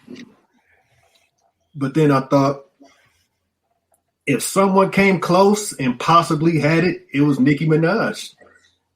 For a couple of years back, she was selling everything. She was making crazy sales. The only person who maybe was right there up there with her passer was Drake. But there was a time when Nicki was all the videos, the radio. I mean, so if anybody, her, but nah. And the reason is because most men are sexist. Okay. Oh, what you think? You know what's funny? So the way this question, you said a female rapper be the top artist, and I feel like this thing that Meg Thee Stallion and Cardi B got going, it seems like it could get right up to that point, but because there's her in my house. Wait, what happened, Chef? What's her name? Meg Thee Stallion or whatever. Yeah, because they're such in a niche, like a particular demographic, like it doesn't seem like they can get to the next level off of that. They're big, right? Cardi B is big. Meg Thee Stallion is big, but for them to go to the next level, they kind of like. See, now this is gonna sound like a male chauvinist thing to say, but it's kind of like a one-trick pony type of thing. Like I think about Drake. Drake is so versatile and can switch his style up and go all over the world with his different styles and touch different groups of people. Like if it happened, it would have to be a female artist that was able to tap in like that. They'd have to be able to tap in similar to the way Drake taps in. They got to be able to rap and be versatile. Yeah, and just tap in. Drake is great with understanding different people and like some kind of way this dude is able to pull like their experience out and put it into a song. And people that don't even know him from Memphis or people that don't know him from England or Jamaica, they like, no, that's it. He got it. That's how it is. We feel that. So a female would have to be able to translate like that. And I don't know. I mean, it could happen. I'm saying it could happen, but I haven't seen it yet. Sheldon, what does you and the Yak think? Man, so I'm never gonna say never because it's like I'll never say that because it wasn't a Michael Jordan until there was Michael Jordan, right? There wasn't a LeBron until there was LeBron. So I think there will be, if time goes on long enough, there will be. I'm not going to say just because it's a female it can't happen, but O is right. It has to be somebody that can cross all genres, right? They got to be able to do an album with straight hood, yak sipping, weed smoking, but also heavy metal, You know, they got to be able to cross all that. If they can cross all of that like Drake, they can do that. And it's interesting that y'all say that is because the two artists that y'all mentioned, it's funny that y'all mentioned them too, because I was just looking into it a couple of days ago because me and my wife got into a discussion. But you know, the number one rap artist for a good little while, it was Nicki Minaj. She was a number one album selling rap female artist ever. She had it. But you know who it is now? It's Cardi B. Cardi B passed her. And you might think, no, it's not. Yes, it is. Google it right now if you don't believe me. Cardi B just passed her as the number one, and it's based off of album sales. So here's my thing. Now, for a female, it's a double standard. For an artist, for a female, I'm going to be real with you. All you got to do is be fine and nasty. The nastier, the better, because that's all Cardi B is. If you strip her lyrics away from her and the filth she does and the way she looks, she's nothing. At least some of the women that we're talking about. No, seriously, but at least some of the women we're talking about, like Queen Latifah, Eve, those women. You can dress them up and you can make them pretty. You can get them to talk nasty and sex sells, right? You can do all of that. But at the bottom line, if you take it away from them and you put them on the corner, they can spit some bars with somebody just off of freestyle. She can't do that. She can't do that. But she's the number one selling artist. So that's why when you say it'll never be a number one, I can't say that because it's not about being a lyricist. It's about what you can sell, and sex sells. Cardi B can literally come out with an album. She can just come out and be like, penis, platinum. Platinum. That's the new single? Because I ain't hear the new single. Is that the new single? The new single is just penis. And then the remix is penis plus penis. And it's just double platinum, bro. That's all you got to do. Put her in some tight and just pour water on her and just let her But Shell, you know what though? I think that there's a ceiling to that. I think that when a feeling to it, but she ain't hit it yet. Well, but hold on. But think about this. So, for the most part, you got the women that are over sexual, right? Yeah. And to men, that'll move us for a hot second. You know, we'll listen to a song a couple of times, we'll watch the video, and then we done with it. I'm sure everybody, whether they want to admit it or not, may have looked at that WAP video once or twice. And then you done with it. I've never seen such a thing. That's what cool. is this video you speak of? But what I'm saying is, never seen it. You might listen to that song or you might watch the video and then you done with it. So that's why I feel like with men, there's a ceiling to over sexual. Now on the other side, you got a chick or two who might be hard, like a Young and May. You know what I'm saying? Like that's another different type of music. But there's a ceiling to that because whatever she's talking about, there's 100 other dudes talking about the same thing. You know what I'm saying? So, you know, because this is a man's world, women has a ceiling. Whatever dope thing a woman could do to a man, there's another guy that could do it better. You know what I'm saying? I agree with you 100%. But bro, just like the stock market, it has a ceiling, but it ain't been reached yet. And I'm telling you, and that shows, dude. I think you can Google it, man. I'm telling you, I ain't gonna do it now, but you can Google it. I think it's over 31 million albums sold. And see, the thing about Nicki Minaj did it over a period of like 5 years. But the difference, but she hasn't even released her sophomore album yet. She hasn't even released her second album. And that was just what I'm about to say. Nowadays, these artists are dropping singles.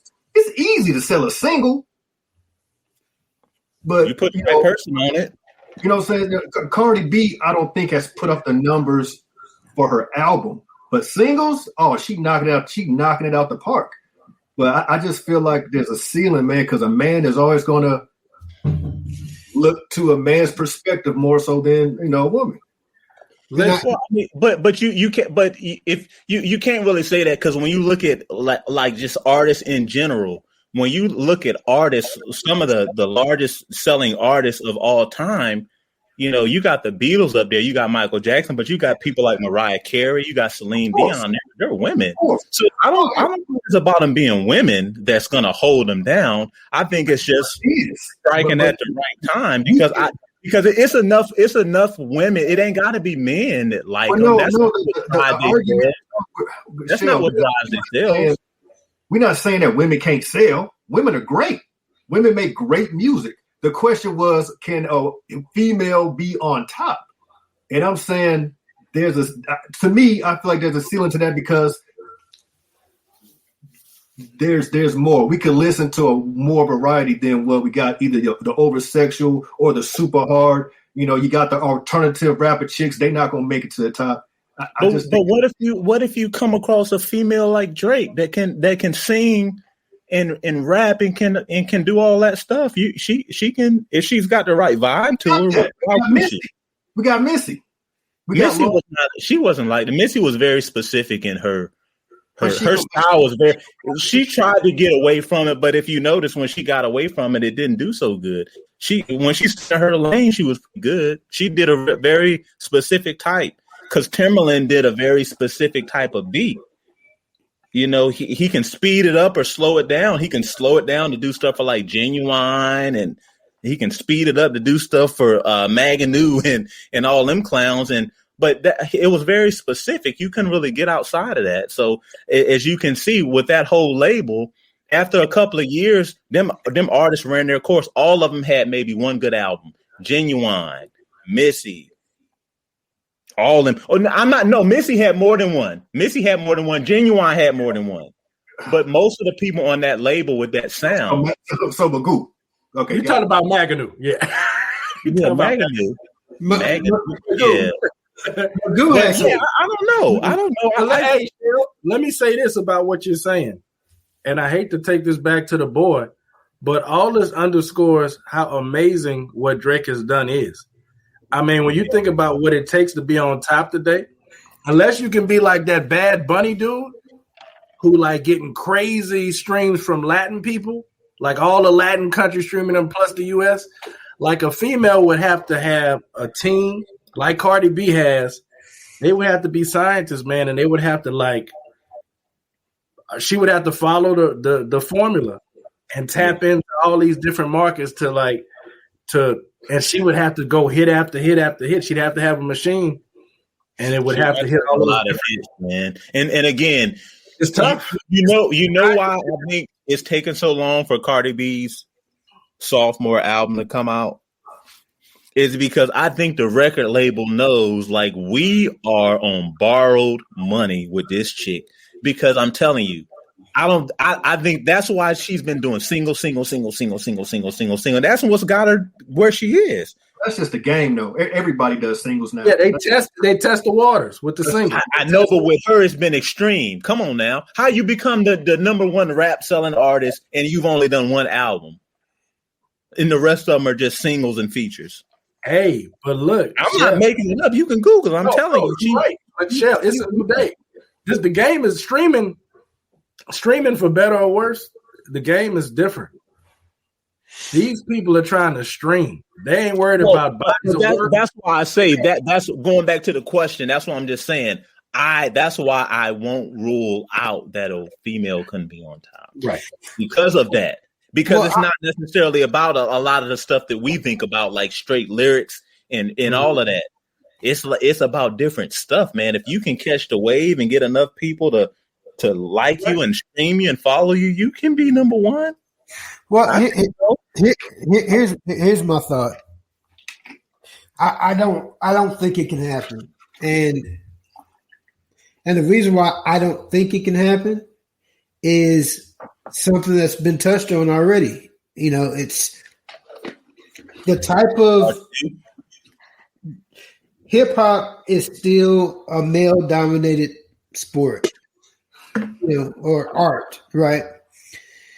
And most of the audience is still going to be most of the audience is still going to be males. There's going to be females that like to, dance to certain music, and do things, but the people who's really making up, the people who own the industry are males. People who are around the industry are males. There's more males in the industry than anything. There's going to be males that is going to be tired of hearing that stuff. It's okay to, for a time period, but then after that, they're going to be like, okay, what else you got? There's people that's, male artists. It's kind of like this. Cardi B was pretty much running New York, right? And then you had You mean from a music standpoint, or from the fact that she's a blood? No, from a music standpoint. Oh, okay. Go ahead. But all it took was a Mexican with rainbow hair to become the king of New York by putting out a few singles. Ooh, he's not the king of New York. First of all, she is Puerto Rican. She is not Mexican, Woo. No, not Cardi B. No, he's talking about Tekashi. I'm talking about Tekashi. Oh, I'm sorry. Yeah, we switch gears. I'm just saying how easy. You didn't send me that in no email, dog. No, talking about Tekashi. You got to stick on your toes. Okay, my bad. Yeah. It's Go ahead, my bad. As they say in the Senate, I yield. But it just takes. People are only going to want to see certain things for a short period of time, and then after that, it's to be business as usual. You know what I'm saying? And business as usual is okay. This is a male-dominated genre. Everybody who runs it, the record executives are males. Everybody is males, and they're not going to be listening to a bunch of stuff females say about what they're doing to guys for so long. But here's the thing, though. The question wasn't, is a woman going to take over the music industry? You just said, is it possible for a female to be on top, to be number one? Whether that can be the case for a month. That could be the case for a couple of months, right? You're not going to tell me you think that a female artist can't run the game for a period of time, because some have come pretty close to doing it. But in that case, Nikki did. Happen. Right. But I don't think. Okay, so Nikki came out before Drake, right? Right before Drake. They were kind of simultaneous. I don't know.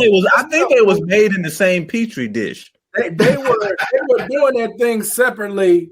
They were doing a mixtape, and then Cash Money picked them up. So because since Drake's been in the game, Nicki hasn't been on top of Drake.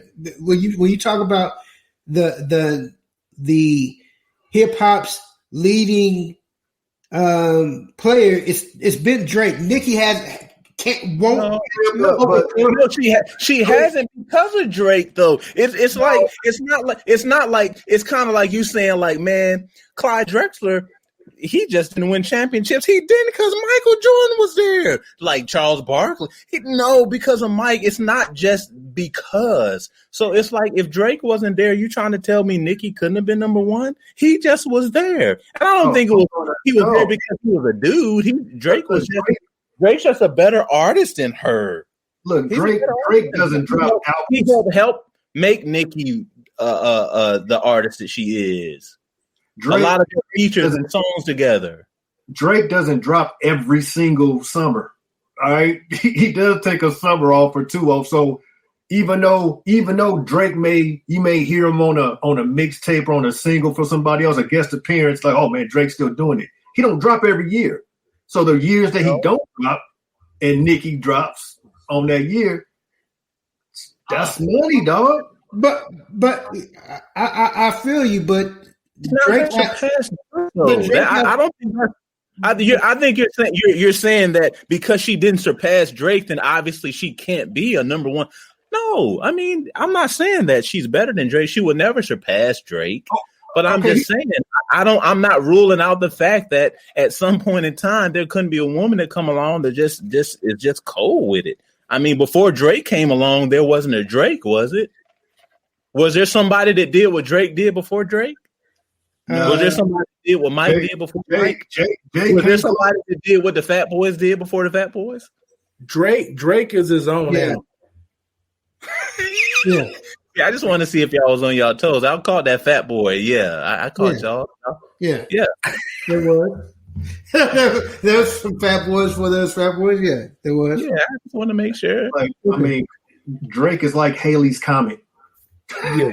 It only shows up every 100 years or whatever. But when Drake is kind of low, when he's like in a lab or whatever, kind of quiet, there was a time. That's why y'all talk about Drake like he a demigod or something. Y'all act like I mean, Drake's a good artist, but so when I say top of the game, what are y'all looking at? Are y'all looking at top 3? You top 1? What are you saying? I'm talking when I think top of the game. I'm talking about it's hard for you to get in your car and go from here to Walgreens or Home Depot or wherever without hearing a song from them. And that's the thing about Drake. I mean, you flip stations. You're like, man, let me go to this station, and he on there. And you're like, man, let me go back to 94. That's what I'm talking about. I'm gonna tell y'all something. I thought so, but I had to look it up. So when Nicki Minaj did Pink Friday, right? That was 2012. Drake released Take Care in 2011. Running the Game, right? Drake's next album was the same, wasn't until the 2013, the year after Nicki released. That year, that 2012, that year that Nicki released that album, you could argue she was running the game. And that's where you know what I'm saying? The boy came back. But in that little time in between his albums, Nicki was killing it. Yeah, I mean, she might have been on top 6 months. And I'm not saying she's above Drake, but I'm just saying, again, the question was, could it happen? And I think it could. That's all I'm saying, bro. Is it likely? Is it likely? Probably not. But could no, we say that it has. Right. We're saying right. We're saying that it has. But again, I'm not opposed to it happening again. It could happen again. Now, like what you said, you made a good point. I don't think the Megan and the Cardi B's are the ones to do it because, like you said, it's a very, very specific. Like you said, it's they on borrowed time. After a certain period of time, people are gonna get tired of that and they're gonna want to listen to something else. You don't get tired of listening to Drake. You know why? Because sometimes he's just flowing. He fast. He's slow. Sometimes he's like, so you don't know what Drake gonna do. Yeah. You don't know what he's gonna do. So let me ask you a question. Do you think Nicki is a bigger artist than Kendrick Lamar and Rick Ross? To this point, yes. She's definitely bigger than Ross, and you could argue bigger than Kendrick. I mean, you think look at Rick Ross album sales and Nicki Minaj's, and then look at Kendrick Lamar's. He got some years to catch up. Kendrick Lamar had a great showing. He had Damn was a great album. The reason why I said that is because in 2012, when that Pink album came out, Good Kid, Mad City also came out, as well as God Forgives I Don't. So you can argue that Kendrick, because Kendrick was everywhere in 2012. He was. Yeah, so you can even argue at that point. Was he bigger than Nicki? But the problem with that was he bigger than Nicki in 2012? The problem with that, Marshall, is that Nicki is more pop relatable. She's commercial. And that's what we're talking about, guys. That's what I'm saying. Nicki can do an album with Lil Wayne in the gutter, and then she can go over and do an album with Pink or Dion or something. To truly be on top, you gotta get the white folks, you know what I'm saying, to buy your stuff too. So, no, Kendrick Lamar, Good Kid, Bad City is a classic. God forgives, I don't. To me, is a classic. Yeah, but them things went over on. It was big with certain people, right? It's critically people. acclaimed, right? It's critically acclaimed, but commercially successful. That's another thing. So Kendrick was ascending, but Nicki was already up here. And when that Roman Reloaded came out, she just look, Rick Ross. Dude, I'm telling you right now. Y'all talk about Drake. I like Nicki, bro. Nicki, she's kind of quiet right now, ain't she? I'm telling you, when Nicki comes back again, everybody gonna have to chill out. I'm telling you, even when she comes back, you're gonna have to chill out for a little bit, because if you put your stuff out during the time that she does, you're not gonna make no money. So I'm telling you, when she comes back, she gonna do it. And I'm not saying she's gonna surpass Drake or anything, but I really think she's probably a little peeved that Cardi B has surpassed her, because I know she's like, this chick ain't me, nothing close to me, but she has surpassed her. So I think Nicki's next album is gonna be large, and I think it's gonna dominate for probably a good year or so. And then she'll go dormant again, and she'll turn into a butterfly or something. I don't know, flying this out. Weeks. It'll be good for a couple weeks. You know what I'm saying? Yeah. A couple strong weeks. It'll be like, hey, she'll be on top for a couple strong weeks. And then Drake will come and be like, hey, sit down, little sis. That's down. okay. Again, that's okay. I cannot emphasize enough that what Drake is doing has never been done before. I can't emphasize. I realize that because you've said it like 7 times. But dog, streaming has made the game so fickle. It was already fickle, but now it's ridiculous. It's like you got a week and then you're done. And somehow this dude continues to just like be in the clouds. Yeah. Just cloud hopping. It's crazy. I want to know why Shell's covering up his camera. Well, obviously he's censoring himself, cuz. Yeah. I mean, do you want to see me like digging up my nose or something? I mean, I'm gonna just next time I feel like I got something in my teeth, I'm gonna just be like this, like this term. Hey, you just need like that little camera symbol and the boo. Yeah, it's like, man, can I get a break, man? I just farted real loud. I almost threw up because it stank, man. Can I get a break? Goodness. You going through it over there, man. Ate a lot of beans, man. It's been cold. We make a lot of chili when it gets cold. Stew and chili. We put it in the crock pot, man. Let it go. Hey, man. Conditions were rough over there in Texas, man. Who you tell? Well, no, we never lost power, though. We never lost it. We actually had a friend, or pretty much a whole family, from the hall staying with us from Monday to that Thursday, because they lost power like that Monday morning. Their house was cold. And they got little kids, man. I'm talking like 5, 3, and like 2. So no. You can't let them stay with you, Chef. Upset your life, brother. Yeah. They did. They did. I kind of let them have the bottom half of the house. And I just kind of stayed upstairs. Now I come downstairs every now and then. My house was so bottom dirty. half of his palatial estate. Y'all continue this personal conversation on your own time. You can talk about your rescue family later. I'm sorry. Get back to it. Oh, what? This a podcast? What a podcast? What is this? So we'll move on real quick. Let's talk more about why you won't listen to R&B at a gas station. I will. No, I think we covered that. Yeah, we have. So we all have favorite albums, and we also have favorite albums that a lot of people feel that are slept on. Or albums that Julian will laugh at when you mention. Yeah. I mean, the little flip. I want to say the Leprechaun like real bad, but I know. But I'm little flip. What? I digress. So we'll start with hip hop head, Julian.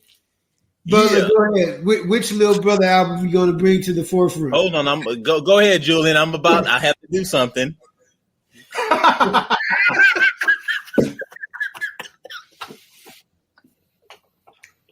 Oh man! Oh my God! Oh, filthy nose bum! All right.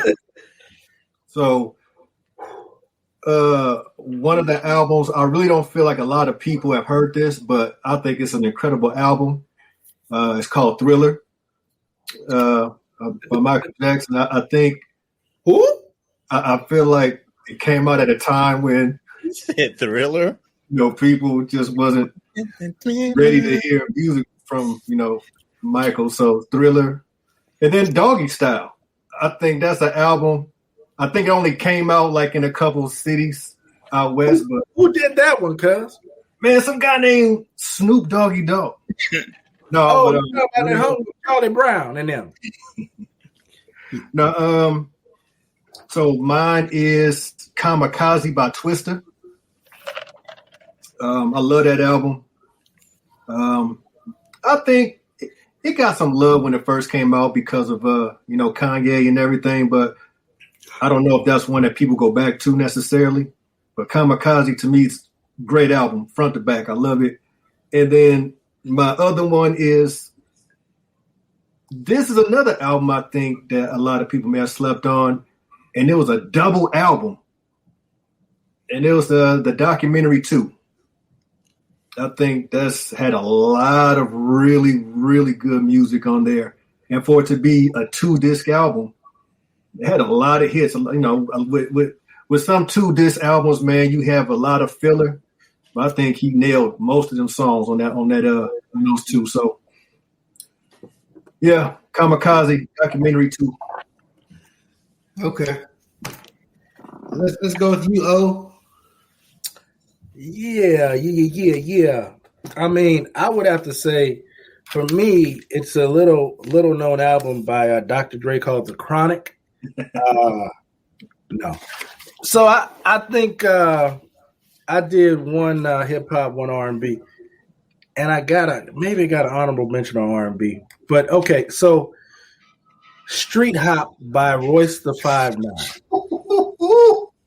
This was a great album from a dude that just recently has come out with what I think is his best album, The Book of Rhyme. But this was the allegory.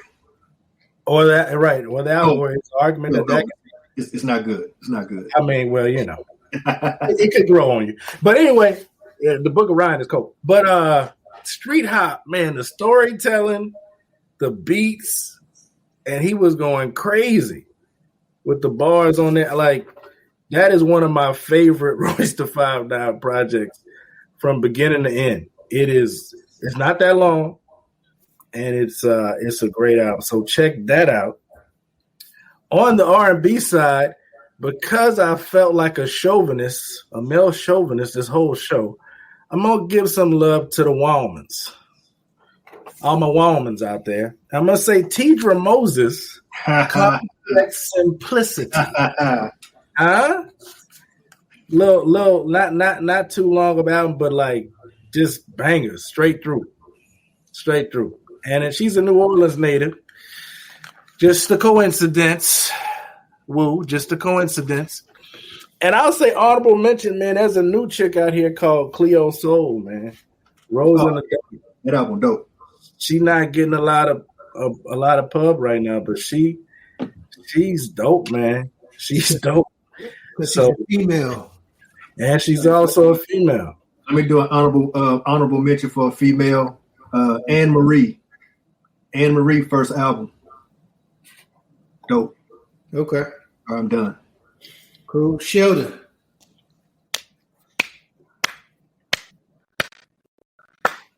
Are you doing your Denzel Washington clap? That's what we talking about. Okay. Number one, I'm gonna do this because hopefully y'all can feel me on this because I don't know if y'all really understand how deep it's ingrained in me. They kind of raised me, other than my parents. But I am a Wu-Tang Clan fan, deep. To me, one of the coldest albums that people just don't talk about enough anymore because it does so many things. It just takes me back. Is Ghostface second album, Supreme Clientele. Slept on album. Great. I loved Iron Man, his first one. I thought it was dope, but I think Supreme Clientele the better one to me. That's number one. Number two is in albums is being slept on. Albums that I thought were better than they were. Is I'm gonna have to go with it's a toss up, man. It's I want to say the Black Album because it didn't get a lot of love. Jay-Z's Black Album, it didn't get a lot of love, but I'm gonna go with Reasonable Doubt and say that's number two. As far as that album is considered a classic. I don't think it's highly. I know it's a classic. Trust me, I listen to it daily, bro. But to me, it's not as much of a classic as it should be. It's one of the dopest albums Jay-Z ever did. Okay. So let me reread this question. Two of the most underrated or underappreciated albums. Okay. I'll go with Wu-Tang Forever then. The double LP. Okay. Oh my gosh! Thank you so much. Those were great selections. I'm gonna go with. Shell gave him that Denzel laughter. I'm gonna go with number one. Lil O, Fat Rat with the Cheese. Lil O, Fat Rat with the Cheese. I ain't heard that name in a long time. Who's Lil O? Hey, do your research. Fat Rat with the Cheese. And then I'm gonna go. Up, guys. Then I'm gonna go with Mia X, Unladylike. This dude love Mia X. Those are not my two selections. However, they are honorable mentions. My real two selections are these. Oh man! How do you spell Lil O? L-I-L-O. I didn't know that. That's how it is. Like it sounds. L-I-L-O. I ain't heard that name. Is it customary to get honorable mentions every time, or do you just choose to do that whenever you want? Whenever you feel like it. Because if that's the case, you notice I never got any honorable mentions. Well, I know you want to say you guys album. I don't want to say Little Kim, and I don't want to say Mobb Deep. You want to say you guys. You want to say Jizz's album. Capadonna, maybe not You God. You God was trash. He just wore a do-rag all the time. And I thought, thank you. You God was trash. Thank you so much for admitting something that I've been saying. Inspector Deck was the dopest as far as lyricists, but they never would give him his own solo project. Raekwon was dope. He had two albums, one too many. Actually, Raekwon had like 8 albums. Why do you have so many albums? The dopest one to me was Inspector Deck. He never really got the clout. Raekwon was dope. Inspector Deck has a lot of projects. Ghostface was just that dude. Ghostface was just like, yeah, man, I'll shoot you in your face, but yeah. Well, so my real two underappreciated albums is I'm gonna say Ludiversal by Ludacris, who I think a lot of his projects are very underrated. That was a real good album. Yeah, Ludiversal was a dope album. Nobody talks about it. That's that one. Another album, I'm going R&B. I'm going to go with I'm Ready by Trey Songz. That's a dope album. That's a dope R&B album. I'm ready. Yeah, I don't think a lot of people give that enough props. Even though it had quite a bit of solos, people really don't talk about Trey Songz a lot, I don't think. But he puts out a lot of quality projects. You know what album I like better than that one was Trey Day. I thought Trey. Oh, I remember that album. Woo. Yeah. It's not I'm Ready. It's just Ready. But yeah. I'm thinking Tevin Campbell, but Ready. I thought you was about to say Tevin Campbell. Like, no.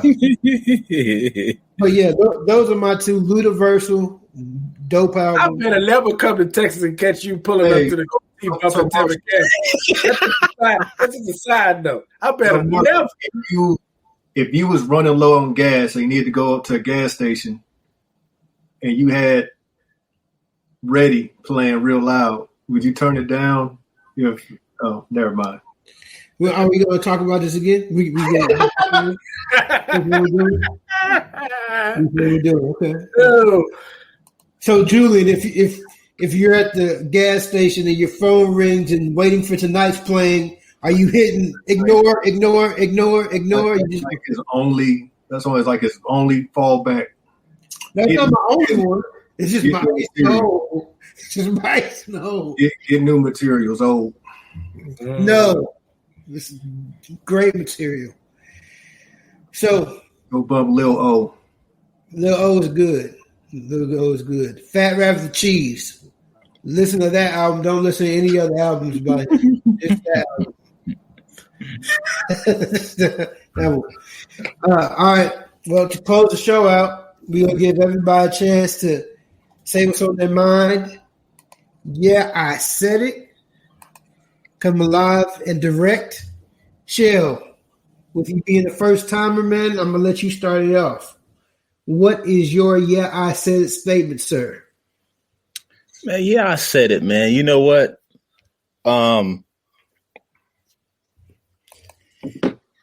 You're thinking about it right now, ain't you? No, I ain't thinking about it now. I've been thinking about it, man. I just want to brace myself before I say, man, I'm tired of the coronavirus.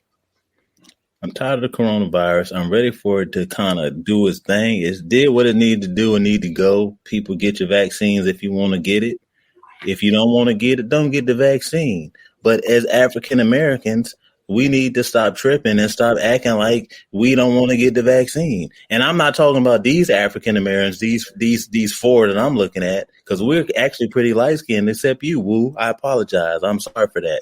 But get the vaccine, man. Get the vaccine, man. Stop tripping.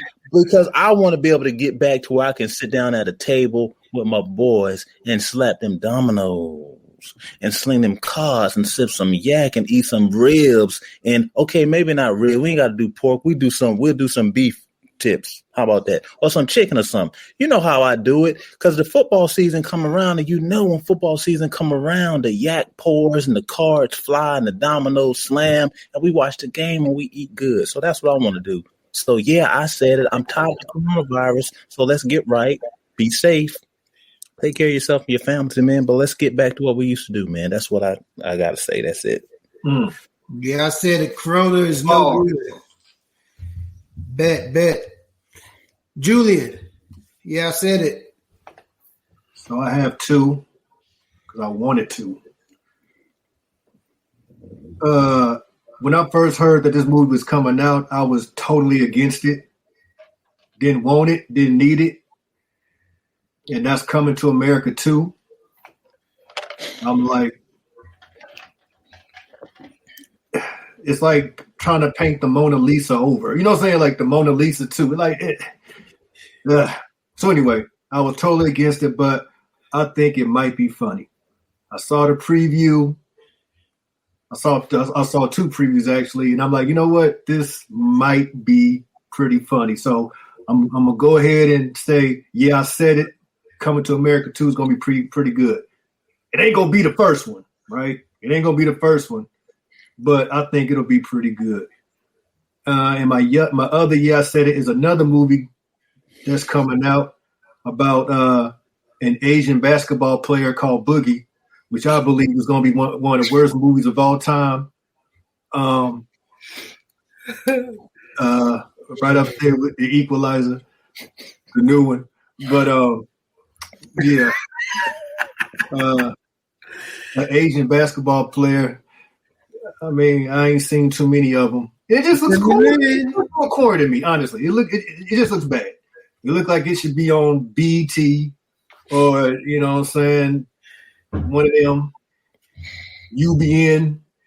So I think Boogie's going to be bad. They're only putting it out because of Pop Smoke. But whatever. So Coming to America 2 is going to be good.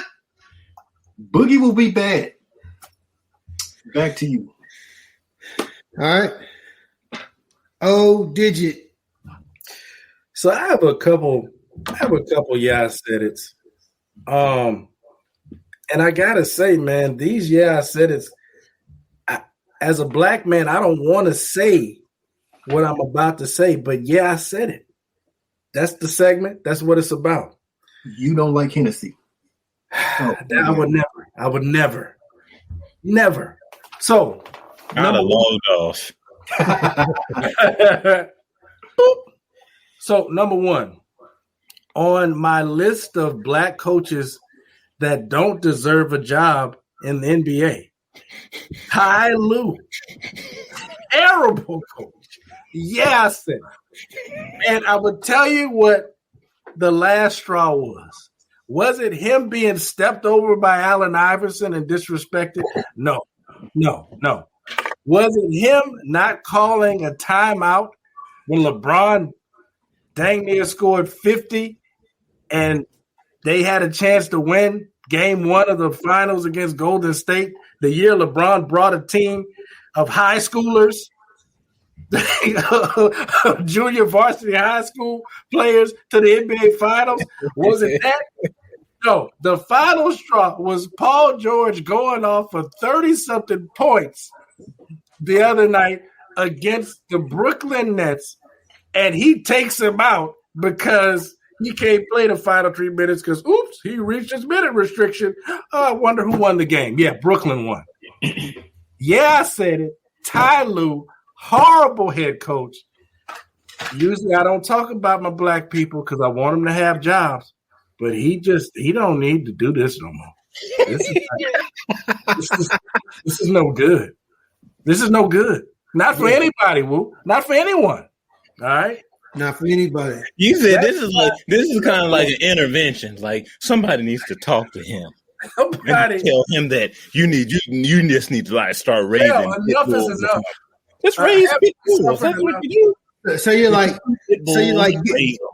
get a good white coach in there because Ty Lue ain't it. Anybody, he could be Asian, just not him. Get Boogie, not Ty Lue. Boogie, yeah, just not Ty Lue. Okay, yeah, I said it. Number two also hurts me a great deal, and this has to do with something my cousin mentioned. Yeah, I said it. Queen Latifah as the equalizer is ridiculous. Ridiculous. I know she was in San Antonio. She's tough. Do I believe Queen Latifah can punch dudes in the face and take them out? Yes. But do I believe she's a highly trained CIA agent who stumbles when buildings explode and barely make? No, I don't believe you, Queen Latifah. You need more people. I love Jane Owens.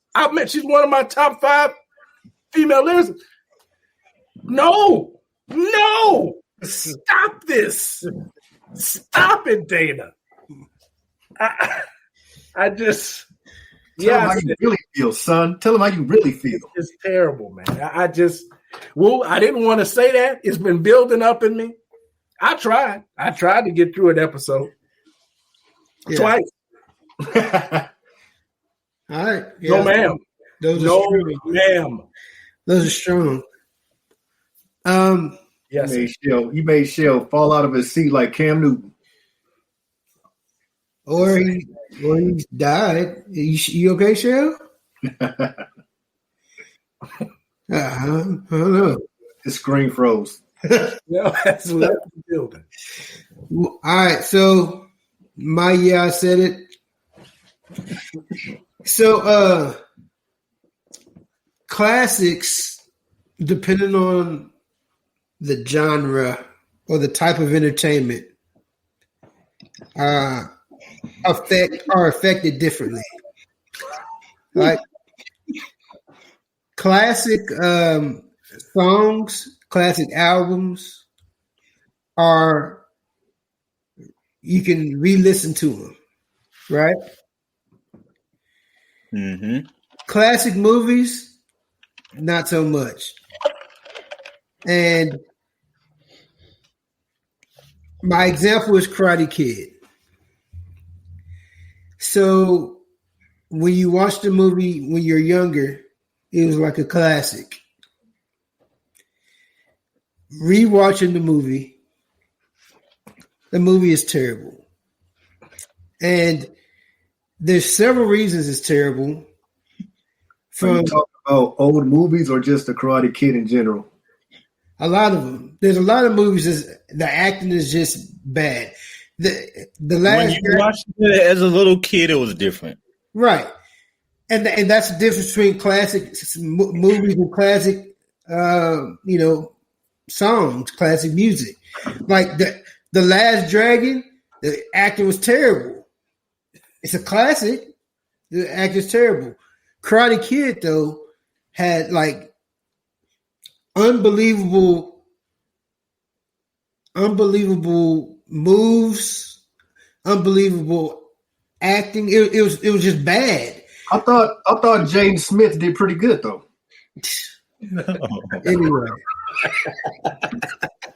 the thing about it is when Karate Kid comes on, I'll still probably watch it because it's programmed in your mind. That's classic. Woo! Do you think this is? I watched all three in the last 2 weeks. That's what I'm saying. But I don't. You know what? But I don't understand. I don't really understand. I watched 2 last night. Like, and a movie can have bad acting. No, I mean, you watched part 2 last night, and I don't know. It's just been on Amazon for some reason. It's just been on there, and we watched. We even watched it. What was the one with the girl in it? The next Karate with Hilary Swank in it. Yeah, we watched that one. That was about 3 weeks ago. We watched that one. But yeah, how do you feel about yourself? I mean, your self-respect, is it intact? It's still there. Yeah.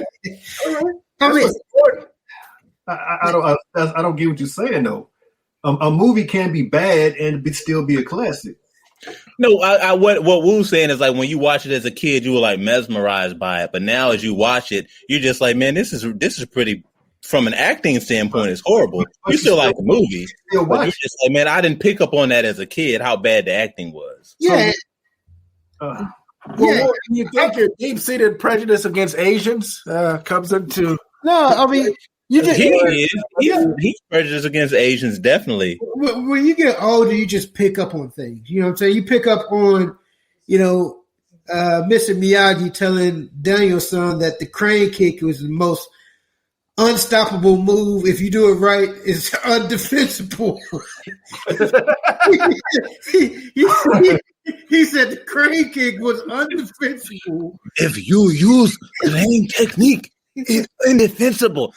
You let somebody try to crane kick me at a gas station, I'm gonna break. I wish I would wait for somebody to crane kick me. Hey, look, crane kick. Hey, look, the directors of Karate Kid 2 knew that, which is why when he tried that crane kick in part 2, right. Right, you got that's the thing. In the first one, the crane was. Johnny did not know what happened. It's like an alien came down and took him away. But all the dude did in part 2 when he did the crane, what dude did? He just fake like, whoop. If I was Daniel-san in Karate Kid 2, I would look at Mr. Miyagi. I thought you said it was indefensible. What happened? Yeah. Because apparently how they did the movies is it was like a couple months later. So a couple months later, from him winning the tournament with the crane kick, 2 months later, this indefensible move was completely defensible. But here's the thing, though. Here's the thing that y'all missing. if you was in America, you didn't know that. You had to go to Okinawa to know the defense. That movie's American made. They was in an area where the toilet flushed backwards. They didn't know that in America, but over there he was just like, yeah, he just knew. He juked him. Like, wow, he faked, and then next thing you know, he was putting them hands on Daniel all day until he put that drum on him. and by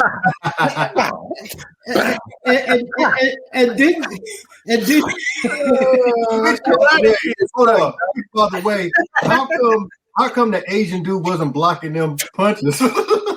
Because just like the crane technique in America, we would have been all over it. It's indefensible. In America, the drum would have been like, man, what are you doing? I'm about to knock you slam out. The crane was killing people in America. It's like 30,000 people died in the 80s from the crane. But in Okinawa, the drum was killing people.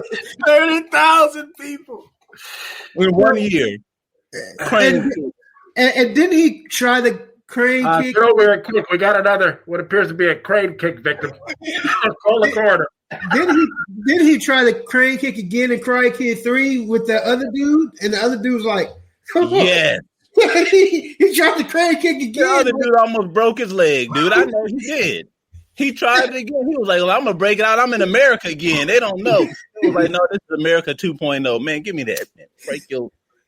So yeah. I mean, the moral to the story is we have different criterias of classics depending on what type of entertainment. Karate Kid wasn't a good movie, but guess what? If it comes on, you're gonna watch it. If it comes on, I'm gonna watch it. So yeah, I said it. That's kind of like for me the Last Starfighter. When I was a kid, I thought that was Star Wars. That movie's terrible, man. Terrible.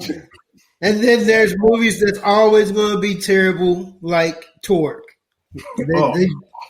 But hey, guys, I tell you what would be a good one for next time? Old classic kid Saturday morning cartoons, dude. You can't go wrong with that. Old movies, old cartoons. You want us to watch them together on the podcast and just do commentary? I don't know about that part. Well, we thank everybody for joining us today. Thank the guests, Julian, Shells. Subscribe.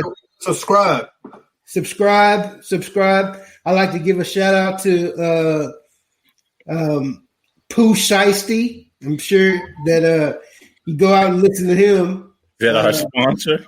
He's the next one, Pooh Shiesty. Yes, sir. So, you up next. We'll see y'all next time. You up next? I'll holler at you.